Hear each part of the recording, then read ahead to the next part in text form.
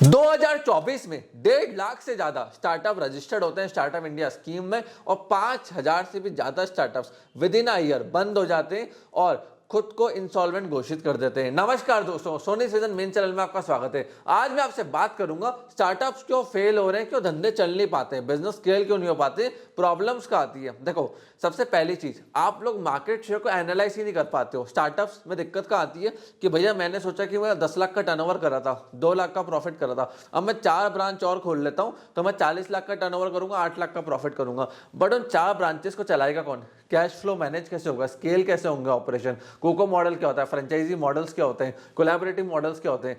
बहुत सारे लोगों को मॉडल्स का पता ही नहीं होता है। आज की वीडियो में मैं आपसे इन्हीं डिटेल के बारे में डिस्कस करूंगा। मैं आपको एक स्टार्टअप के बारे में बताता हूं, रेस्को एक ऐसा स्टार्टअप है जो कि म्यूजिक स्ट्रीमिंग सर्विसेज प्रोवाइड करता था। अब इसके फाउंडर ने सोचा कि हम और अच्छी सर्विसेज देंगे, कस्टमर हमारी तरफ आ जाएगा। बट उनके पास यूनिक यूएसपी नहीं थी। मतलब ऐसा नहीं कि रेस्को सॉन्ग्स प्रोड्यूस कर रहा था, वो भी लाइसेंस के ऊपर सॉन्ग्स ले रहा था। अब एप्पल भी ले रहा था, स्पॉटिफाई भी ले रहा था, तो रेस्को उसके बीच में दब गया, बर्बाद हो गया और बंद हो गया, चल नहीं पाया। फंड रेस करने वाला स्टार्टअप था, इसने फंड रेस कर चुका था ये। तो देखो, अगर आपको लग रहा है ना मेरे को फंड मिल जाएगा, बैंक से लोन मिल जाएगा, इन्वेस्टर आ जाए, वीसी आ जाए, मैं धंधा बड़ा कर दूंगा, ऐसा नहीं होता है। धंधा बड़ा करने के लिए आपको प्लान्स चाहिए होते हैं, एग्जीक्यूशन की स्ट्रेटेजी चाहिए होती है, टीम चाहिए होती है, एसओपीस चाहिए होता है, मैनुअल्स चाहिए होते हैं, मार्केट की बहुत अच्छी अंडरस्टैंडिंग होनी चाहिए। अब जैसे आपको बात करूं, को एक ऐसा प्लेटफॉर्म था जो कि माइक्रो ब्लॉगिंग के लिए जाना जाता था, जैसे ट्विटर का कंपटीशन था। बट ट्विटर इतना अपने शेयर में बढ़ा, उन्होंने इतनी मार्केटिंग करी, को टिक ही नहीं पाया, फंडेड स्टार्टअप था, बंद हो गया। और आपको क्या लगता है कि आपको एक सॉफ्टवेयर ऐसा लॉन्च कर दोगे या प्रीमियम सब्सक्रिप्शन प्लेटफॉर्म लॉन्च कर दोगे, हिंदुस्तान में चलेगा? नहीं। स्पॉटिफाई, यूट्यूब आज तक स्ट्रगल कर रहे हैं हिंदुस्तान से प्रीमियम सब्सक्रिप्शन खरीदवाने में। वो खरीदते ही नहीं इंडियंस। इनको क्या करना पड़ता है? बहुत एडवर्टाइजमेंट करने पड़ते हैं, बहुत ऑफर्स दिखाने पड़ते हैं। अमेरिका में ये चीज़ नॉर्मल है। हिंदुस्तान में आज भी सॉफ्टवेयर का मार्केट नहीं है, प्रोडक्ट का मार्केट है। इस चीज को अच्छे से समझो। प्रोडक्ट मार्केट हिंदुस्तान में आज भी ज्यादा, अगर आपको प्रीमियम जा रहे हैं, जैसे जोमेटो की बात करो तो जोमेटो का मेन प्रोडक्ट क्या है? फूड। वो फिजिकल है। तो प्रोडक्ट, अगर आप फिजिकल प्रोडक्ट हिंदुस्तान में लेकर आओगे तो वो अच्छा चलेगा as compare to software products. तो जोमेटो आज इसलिए प्रॉफिटेबल है, ब्लिंकिट इसलिए प्रॉफिटेबल है। अभी 31 दिसंबर की रात को जब 2024 एंड हो रहा था, तब ब्लिंकिट ने आलू भुजिया के 2.5 लाख से ज्यादा ऑर्डर्स भेज दिए। मतलब इतना ज्यादा सेल्स है ब्लिंकिट के ऊपर, जेप्टो के ऊपर, जोमेटो के ऊपर। बहुत तेजी से इन्होंने प्रॉफिट्स कमाए। क्यों? पार्टी सबके घरों में होती है, सबको फूड चाहिए होता है, तो दमादम इन ऐप की सेल्स बहुत तेजी से बढ़ी, जितने भी सारे ई कॉमर्स के प्लेटफॉर्म थे। अब मैं ब्लू लन की बात करूं तो ये भी एक अच्छा प्लेटफॉर्म था। इसको एक यूट्यूब इन्फ्लुएंसर ने चालू करा था, बट इनके प्रोडक्ट्स इतने यूनिक नहीं थे, स्केल नहीं कर पाए, ऑपरेशन प्रॉफिटेबल नहीं थे, स्ट्रैटेजीज अच्छी नहीं थी। अल्टीमेटली ये स्टार्टअप भी फेल हो गया। 9tree की बात करूं तो ये भी एक AI powered digital health platform था।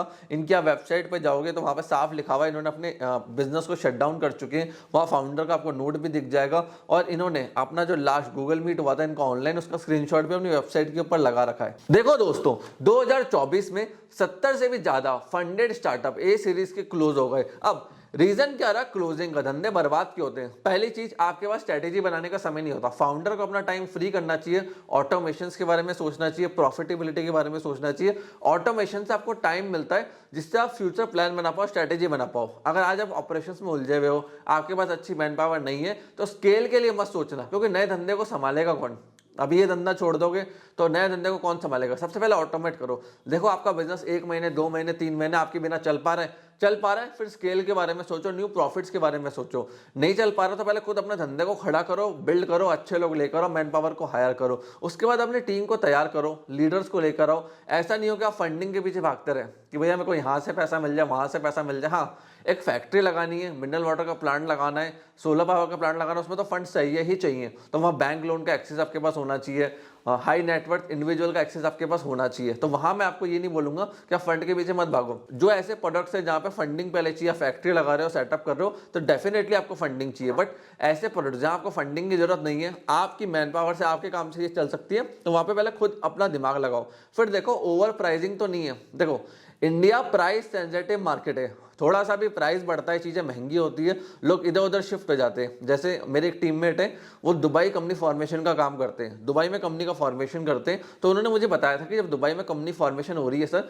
तो हमें ये दिक्कत आती है कि जो हमारे क्लाइंट्स हैं जिनके साथ हम डील करते हैं, अब उनकी प्राइस एक्सपेक्टेशन तो ये होती है कि 5,000 एडी 10,000 एडी में काम हो जाए। बट जिस कंपनी को मैं मेंटोर कर रहा हूँ, जो मेरा टीममेट है, उसने मुझे बताया कि वही काम वो 25,000 एडी में कर रहे हैं, 30,000 एडी तक कर रहे हैं, 20,000 एडी तक कर रहे हैं, लास्ट टू लास्ट वो 35,000 एडी तक भी करते हैं। तो उनको इतना एक्सपेंसिव पड़ता है। प्लस जो फेक लोग हैं, जो क्या करते हैं, एक बार कंपनी खुलवाते, लेटर उनको सपोर्ट सर्विस नहीं देते, 5,000 एडी 8,000 एडी में क्लाइंट को क्लोज कर लेते हैं। तो वही मैंने उनको बताया, ये आपके पास बहुत अच्छा लूप होल है। यहाँ आप क्या कर सकते हो कि इस चीज़ को मार्केटिंग करो कि कैसे फेक कंसल्टेंट, फेक लोग आपको पूरी इन्फॉर्मेशन नहीं देते हैं। आपको सिर्फ लाइसेंस बेचा, उसके बाद दुबई बुलाएंगे, वीज़ा का पैसा एक्स्ट्रा लेंगे, बैंक अकाउंट ओपनिंग का पैसा एक्स्ट्रा लेंगे। तो एक यूएसपी बना के इसको कस्टमर को दिखाओ, इससे आपका एंगेजमेंट बढ़ेगा, ट्रस्ट बढ़ेगा और रेवेन्यूज वापस बढ़ने लग जाएंगे। तो प्राइसिंग बहुत सेंसिटिव होती है। आप क्या प्राइस रख रहे हो, कैसे रख रहे हो, क्यों रख रहे हो, बहुत जरूरी है इस चीज़ का ध्यान रखना। अगर आप प्राइस को लेके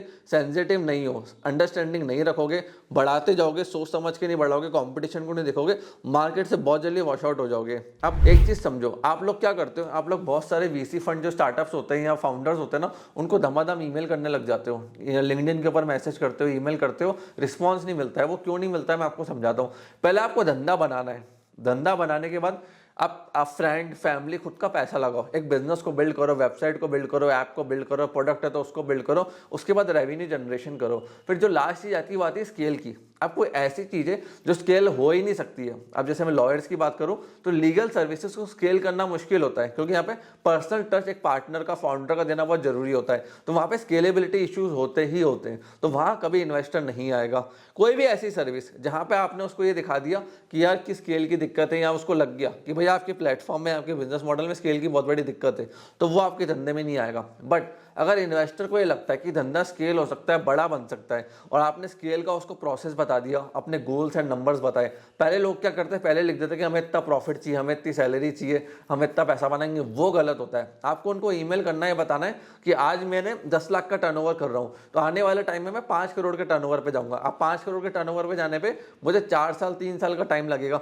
अगर मुझे फंडिंग मिल जाती है तो मैं इतनी जल्दी मार्केट शेयर को ग्रैब कर सकता हूँ, और विद इन 3 मंथ 6 मंथ्स में 5 करोड़ का टर्नओवर कर सकता हूँ। तो उनको भी बिलीफ होगा कि हाँ यार, इसके पास रोड मैप है। अब बस इसको टाइम का जो गैप कम करने के लिए मार्केटिंग का पैसा चाहिए, तो फिर वो आपके धंधे के अंदर पैसा लगाएंगे। नहीं तो आपके धंधे के अंदर कोई पैसा नहीं लगाएगा। और मेन चीज मैं आपको बता रहा हूँ, जितना प्रॉफिटेबल एंड बूटस्ट्रैप्ड रहोगे ना, उतना ज्यादा बेटर है। उसके लिए आप मुझसे रीजन पूछोगे क्यों, देखो मैं काफी सारे इन्वेस्टर एग्रीमेंट भी बनवाता हूँ, साइन करवाता हूँ, स्टार्टअप फाउंडर्स को मदद करता हूँ। लेटर ऑन क्या दिक्कत होती है कि अगर आपने एक बार किसी से पैसे ले लिए तो महीने में एक तो वो चीज़ घूमेगी, फिर वो भी आपको दूसरे तीसरे दिन पिंग करेगा, कॉल करेगा, मैसेज करेगा कि मैंने आपकी कंपनी में पैसे लगाए थे, क्या चल रहा है, कैसा चल रहा है, स्टार्टअप बढ़िया चल रहा है, एवरीथिंग गोइंग वेल। तो बार बार आपके पीछे पड़ा रहेगा।